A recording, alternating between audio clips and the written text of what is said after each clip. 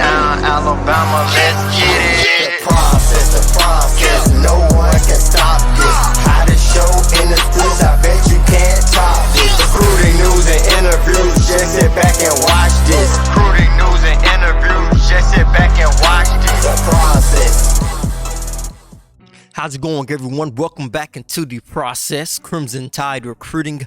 I'm your host, Justin Smith, the Director of Recruiting for Touchdown Alabama. Thank you guys so much for joining me today on our YouTube channel. Be sure to hit that like button, hit the subscribe button as well. Subscribers, hit that notification bell, be notified when we drop content on our YouTube channel. I'm here each week to break down the latest in Crimson Tide football recruiting news, so be sure to stay tapped in with us here at Touchdown Alabama. As all of you guys know, Alabama fans, of course, the Crimson Tide have hired both of their coordinators on the offensive and defensive sides of the football. Take a look at offense. The Crimson Tide were able to go into South Bend and pull Notre Dame's offensive coordinator Tommy Rees to Tuscaloosa. They were also able to go down south and bring a guy who is going to come back to Tuscaloosa, and Kevin Steele, a old school defensive coordinator for the Crimson Tide, who former Tide players seem to be really high on. They think he's going to bring a level of toughness back to the program. But as far as these guys, from a recruiting perspective, I want to talk about them on today's show, starting with Tommy Rees.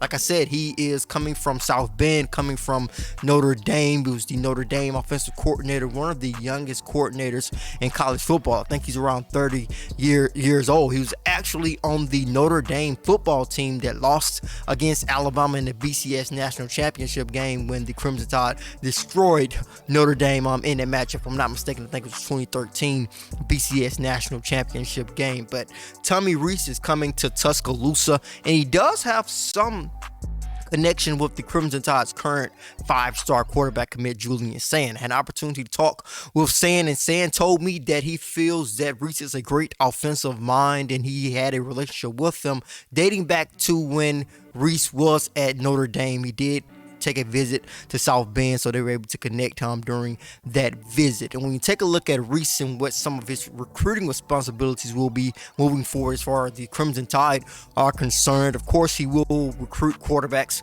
for the Crimson Tide most likely, which is what Bill O'Brien did during his time at Tuscaloosa. I think he will also be able to do a lot more things on the recruiting trail than Bill O'Brien, simply because he's a younger coach. Like I said, it was not long ago when he was a college player, so he's going to be able to relate to these guys, and he's also going to be able to recruit in a lot of different areas. When you take a look at his resume, he has a very impressive recruiting resume in terms of having basically a nationwide recruiting footprint. I'm going to list off a couple of states here where he has landed recruits at during his time in Notre Dame. You have Georgia, California, Connecticut, Florida, Illinois, Indiana, Iowa, Louisiana, Massachusetts, Michigan, Missouri, North Carolina, Ohio, Pennsylvania, Tennessee, Texas, Virginia, and Washington. So he has a national footprint in terms of going into different states and helping Notre Dame pull in recruits. So, with them coming to Tuscaloosa, like I always say, you are a new coach in Alabama's coaching staff. You put that script A on your chest. You go from a good recruiter to a great recruiter right at that moment. So Tommy Rees is going to definitely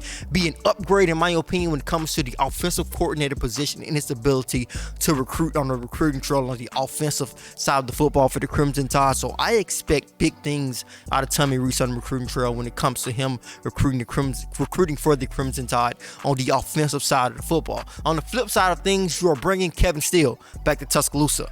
And there are some opposites from him and Tommy Rees, obviously. And one of the biggest opposites is the fact that he is an older coach compared to Rees. But he's not a coach who's simply out of touch with recruits. A lot of recruits actually are familiar with him, including Sterling Dixon, the Crimson Tide's 4-star linebacker commit out of Mobile Christian School in Mobile, Alabama. I had an opportunity to catch up with Sterling as well to get his thoughts on Steele. He told me that he feels that he loves to hire. He feels that Steele was the perfect person for the job. He actually has talked with his trainer. We'll talk to his trainer about Kevin Steele. He has told him a lot of stories about working with Coach Steele and playing under Coach Steele, and saying that he would love to play for him if he ever got that opportunity. So Sterling has heard good things about Coach Steele. Actually had a relationship with them going back to his freshman year when he's still going to be continue to get recruited by Auburn, but when he first started to be recruited by the Tigers. Of course, still had a stint in Auburn, also has had his most recent stint at Miami as a defensive coordinator, of course. So still is a little bit older, so there are going to be some challenges on the recruiting trail and from that perspective. But the Crimson Tide does have some younger guys working for them on the defensive side of football under him. You have Freddie Roach, of course, Travaris Robinson when it comes to the defensive side of football. They also have Austin Armstrong. So they basically have a lot of young coaches working under Steele on the defensive side of the football. But when you look at Steele and the experience that he has and the respect that he has from a lot of former Alabama players, I think that could play a role on the recruiting trail, with them being able to talk to recruits and tell them about their experience working under him. And also, like I said, it doesn't really matter as much, because once you put that script A on your chest, I think that is something that's going to just immediately take your recruiting to another level. But as far as a coach, I think Steele will be a nice hire for the Crimson Tide in terms of, like I said, that old school toughness. I'm sad it's a lot of familiarity with the Crimson Tide's defensive scheme. So we'll see what will happen in Tuscaloosa in the future. I know there's a lot to be excited about with the changes. I know some Alabama fans are worried about some of the hires. Some feel that this is not the best hire. Some people feel that these are great hires, but only time will tell. And I know a lot of you guys are excited about the future, but that is how I see it from a recruiting perspective. I expect big things to come from Tommy Rees. I think Kevin Steele could be still a good recruiter for the Crimson Tide as well. Probably not to the extent that Pete Golding was, but he does have some younger, some younger position coaches working under him on the defensive side of the football. But now we're going to transition to the Crimson Tide losing a 2024 commit, and I'm talking about 4-star tight end Martavius Collins out of Rome High School in Georgia, who recently decommitted from the Crimson Tide. Of course, the Tide, before he decommitted, had 5 commitments from 2024 prospects. With him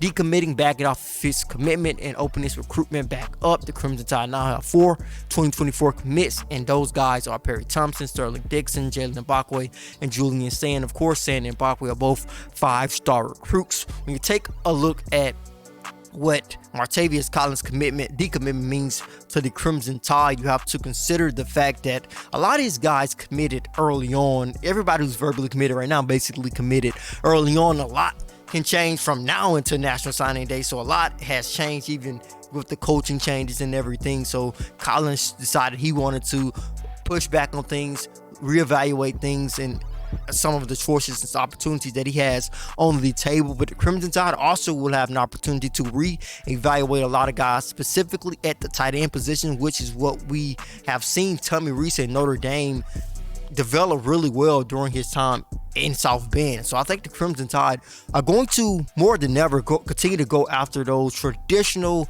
tight ends who can hybrid guys who can do a little bit of both, guys who have the potential to play on Sundays. This is something that Nick Saban always wants to go after consistently, guys who can put their hand in the ground and block, guys who can be a receiving threat, guys who have the size, guys who have the physicality, those guys who can be dogs in the trenches when you need them to help in the run game. And with Tommy Rees, I think with the designs of Notre Dame's offense of incorporating the tight end, I think the Crimson Tide are going to go after some of those guys more and more in the future. In my opinion, I think Martavius Collins does have some potential to be a really good tight end at the next level. But as far as being an all-around hybrid tight end, I do feel there may be some better prospects from that perspective in this 2024 recruiting class. But we do want the best from Martavius for sure in his future. Like I said, I think he's a talented kid for his size. I think he possesses some quickness and a quick twitch to his game. Could be a big target in the open field as a tight end. We will see what he will play. Definitely play at the next level D1 Power 5 guy for sure. But we will see what the Crimson Tide will do when it comes to the tight end position